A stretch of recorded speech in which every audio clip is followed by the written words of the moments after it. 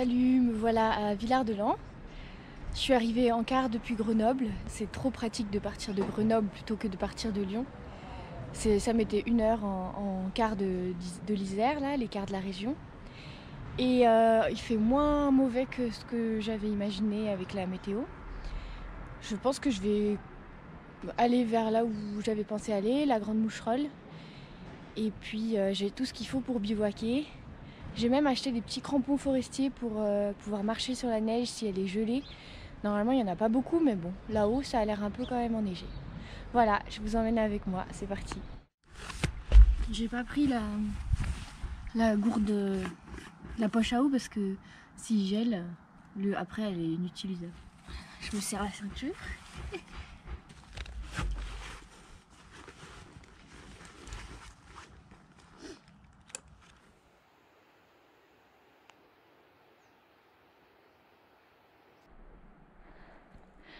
Sur le bord du chemin, un énorme château pour les fourmis. En hiver, les fourmis, elles ont tout préparé et elles sont en train d'hiverner, de passer l'hiver en dessous de leur fourmilière. Puis des fois, elles sortent, je crois, pour aller chercher 2-3 trucs qui manquent. Mais elles restent plutôt sous terre. C'est passionnant la vie des fourmis.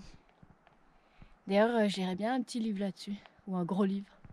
Ça, c'est la cabane, le refuge non gardé de Roibon, géré par l'ONF.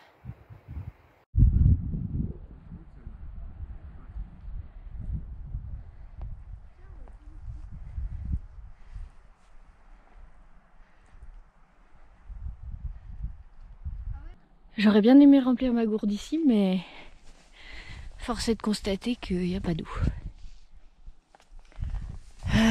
C'est l'hiver, il y a moins d'eau. Au pire, il y aura la neige, mais enfin, il n'y en a pas beaucoup. Ah, un fil. Alors, moi je vais au col vert. 45 minutes, 1 km 2.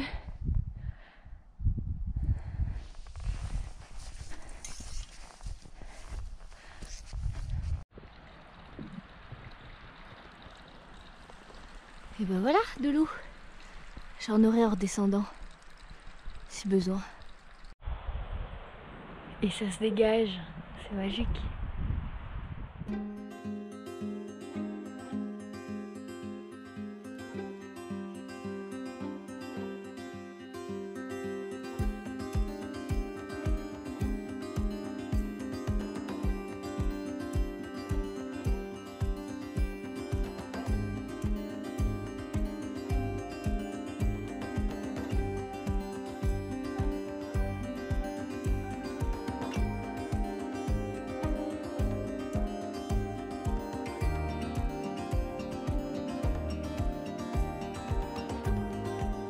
Tout au fond, c'est la Grande Moucherolle, à 2284 mètres d'altitude. Je vais aller dans cette direction. Je sais pas si j'irai au sommet parce qu'il y a l'air d'avoir pas mal de neige gelée. Puis ça fera en fonction du temps, là il est déjà 11h20. Villard-de-Lans, Saint-Contrevas. Pardon, Villard-de-Lans. Ils sont bizarres à pas prononcer les S. Enfin moi j'ai habité à Oulin et on disait pas le S. Et la Grande Moucherolle, et je vais suivre le petit sentier qui longe la falaise en contrebas et qu'on aperçoit là. Les falaises calcaires du Vercors. On est dans les Préalpes, des massifs majoritairement calcaires.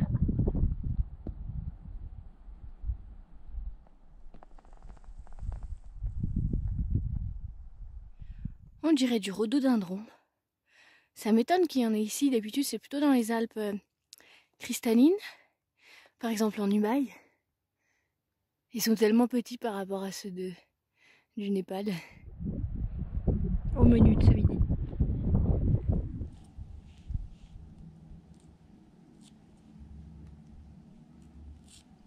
Je profite du soleil et d'être un peu à l'abri du vent.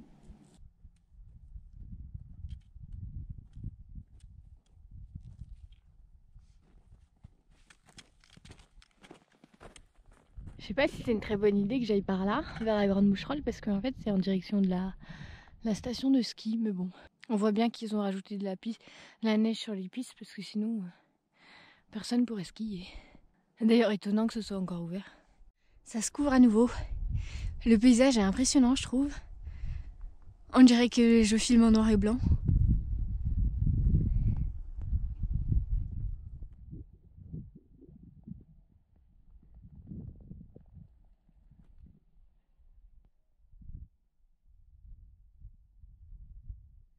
Là, il y a quand même pas mal de neige, hein.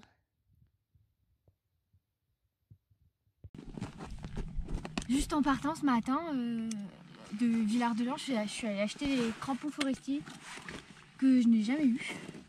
Parce que justement, je me suis dit que la neige, si elle était gelée, ça allait être un peu compliqué sans les raquettes. Et pour si peu de neige, j'avais pas envie de prendre les raquettes, c'est lourd. Et en plus, elles sont un peu grandes les miennes. Il faut que j'en achète une autre paire. C'était un cadeau, j'avais pas choisi la taille. Voilà à quoi ça ressemble. C'est un joli bruit. Je me disais jusqu'à maintenant que ça ne servirait à rien. Mais en fait, si, ça va m'aider à avoir le pied plus sûr. Hop.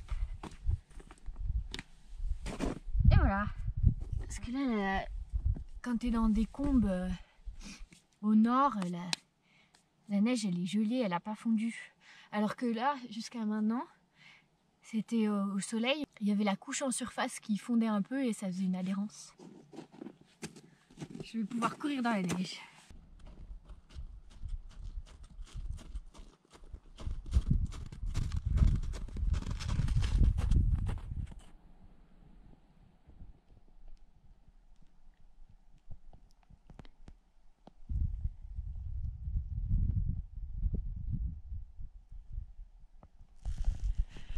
Alors là, je suis sur le sentier et je viens de trouver tomber sur la piste qui est bien recouverte de neige. Et puis je vais bientôt tomber aussi sur une cabane et plus loin sur un petit lac, un étang, je sais pas.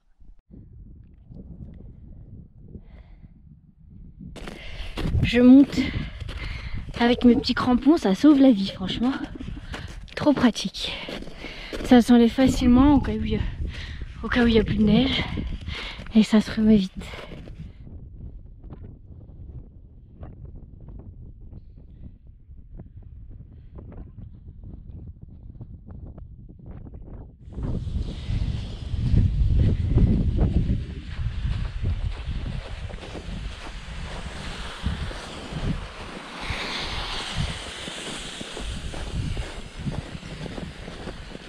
Ça se fait pas, mais bon, j'étais obligée de croiser les pistes parce que le chemin qui est estival passe par là.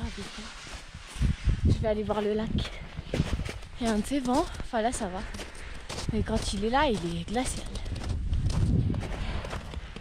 Et le lac en fait est à niveau par là-bas. Et je quitte les pistes là.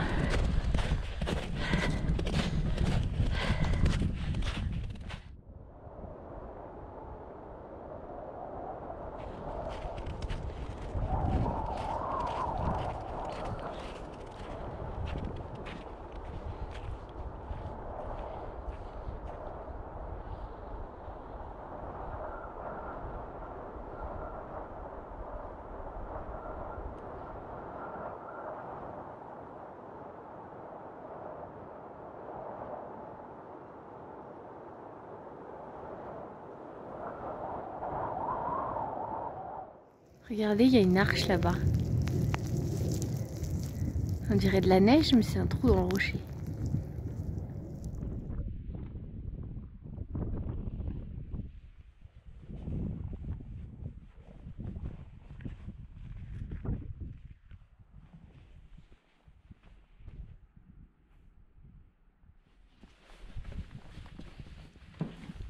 Elle est trop jolie cette cabane.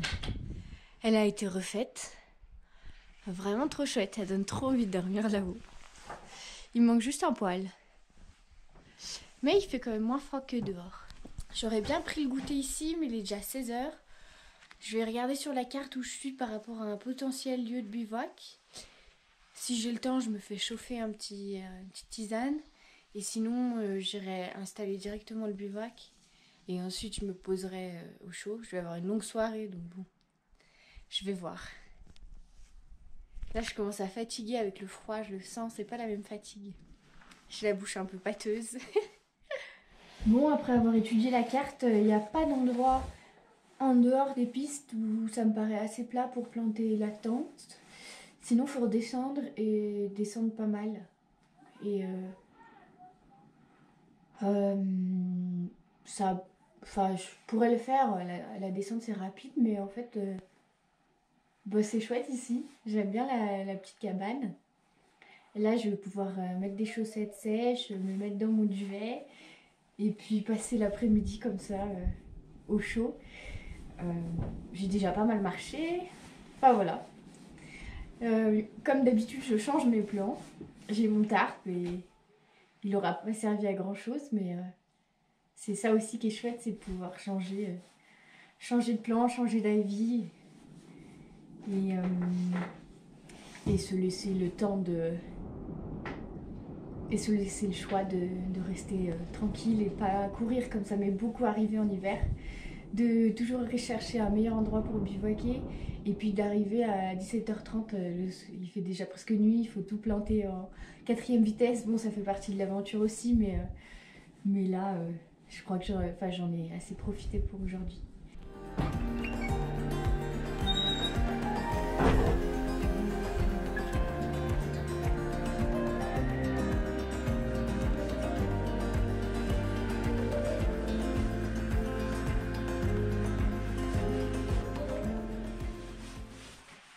Bon, mes chaussettes sont trempées avec la neige, mais j'ai chaussures qui sont pourtant un peu étanches et en cuir et que j'avais dressées et tout, bah ça passe quand même.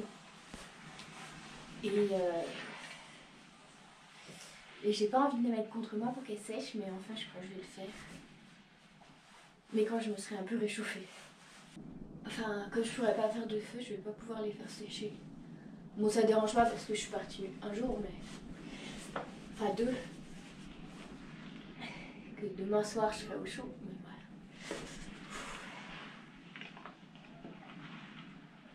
Si je ferme la porte, après, je vois plus rien.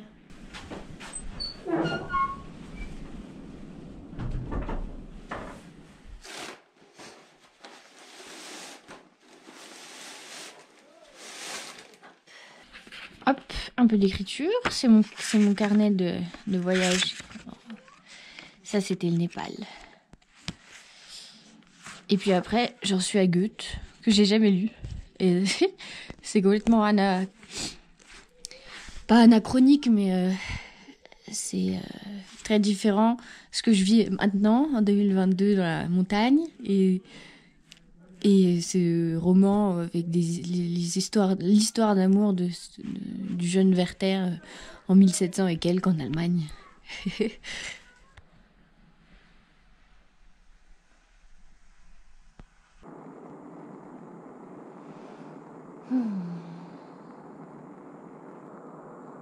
Ah, j'aurais dû ramener des bougies.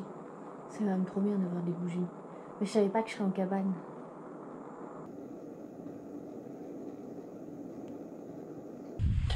Bon, j'ai pas d'eau pour ce soir. J'ai mon réchaud à bois, je vais le mettre dehors et puis je vais faire fondre de la neige. J'ai mon filtre et j'ai ma mini pelle qui normalement sert à faire un trou pour mes besoins.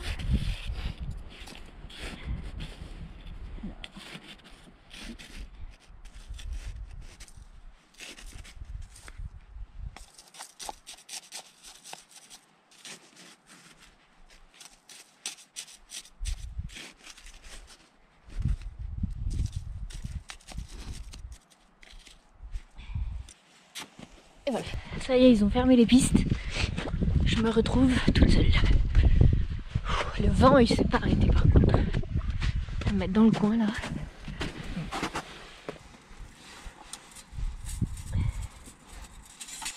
Allez, vite. Alors, je vais caser ça ici. On va mettre un peu de ça là. Ça a l'air bien sec. Après, j'ai pas énormément de petits bois.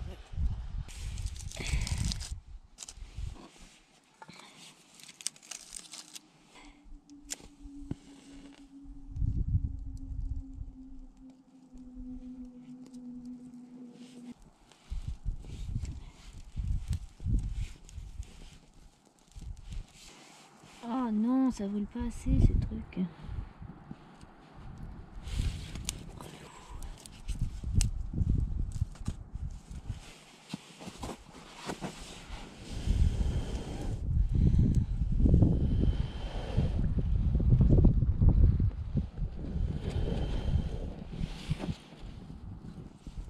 L'inconvénient, c'est qu'il faut vraiment des tout petits bouts de bois.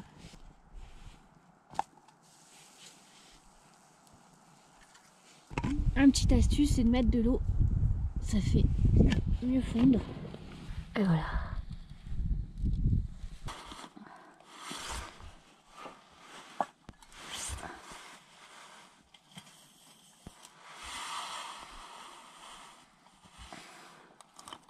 Ah.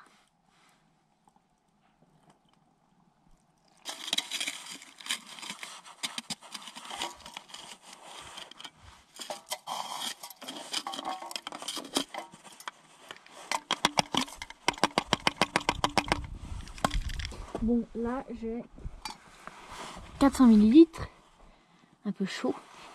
Ça va pas être la meilleure eau du monde, mais enfin. Ah, j'aurais pu me faire une bouillotte aussi.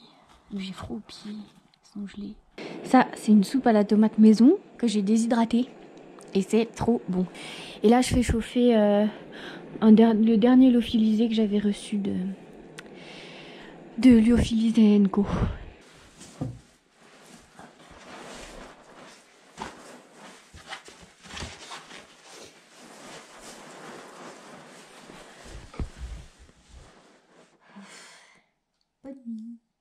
En fait, il s'est mis à pleuvoir et il fait 5 degrés à l'intérieur et j'ai l'impression qu'il fait la même température dehors.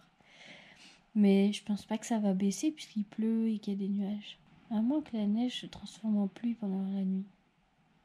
Ce serait trop classe. Mais pour l'instant, c'est vraiment de la pluie. Je préfère ça que le bruit du vent dans les tôles.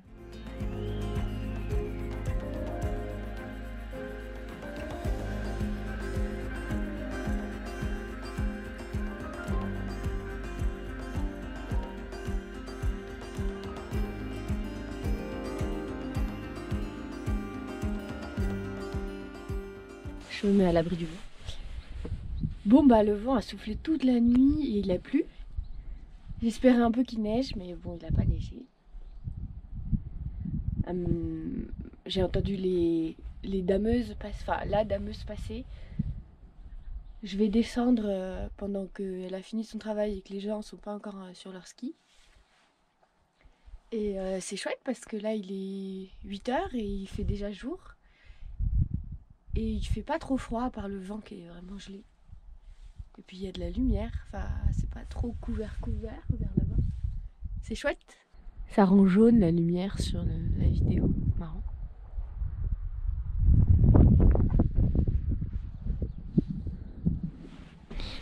Bon par contre par là-bas c'est pas très dégagé. On dirait une énorme bête avec des gros yeux lumineux. Très rigolo.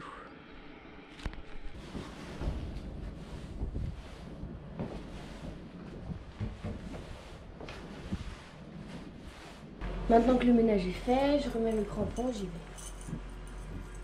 Il n'y a eu personne, il n'y a pas eu parce que j'avais vu des crottes de souris. Mais en fait, elle doit être en train d'hiberner là. Ou whatever that is. Ce matin, je me dirige vers Corançon, en Vercors, où en fait j'ai un ami qui est en vacances là-bas. Et qui m'a proposé de passer. Ce qui est difficile quand on part le matin ou même n'importe quand, c'est de se déshabiller pour pas avoir chaud au bout de 30 minutes. Donc au début t'as froid. Mais après, t'as pas besoin de t'arrêter toutes les 30 secondes. Il y a du passage. Hein. J'ai pas choisi l'endroit le plus sauvage. Et si c'était à refaire, je suis contente d'être tombée sur la cabane, mais j'aurais bien aimé être dans un endroit un peu plus sauvage pour bivouaquer. Enfin, c'est comme ça. C'était rigolo. Et ouais. J'ai quitté la piste de ski parce que j'en avais marre. C'est tout droit. Et puis, ah oui, surtout les skieurs commençaient à descendre. Alors je voulais pas prendre trop de place. Du coup, je fais du hors-piste. C'est quand même plus rigolo. Quoique descendre dans la neige en courant à moitié avec les crampons, c'est très rigolo. Me voilà arrivée à Corançon. Enfin, je suis presque là. Je vais aller petit déjeuner avec Eric. Et puis après, soit je fais du stop jusqu'à Grenoble, soit je reprends la marche à pied. Il faut voir si le sentier est intéressant jusqu'à Villars. Et à Villars, il y a des bus ou du stop. Ça marche bien dans cette région. J'espère que cette vidéo vous a plu. N'hésitez pas à vous abonner, à la liker et à commenter. Et puis, je vous dis à la prochaine rando, peut-être avec un peu plus de neige cette fois. Salut!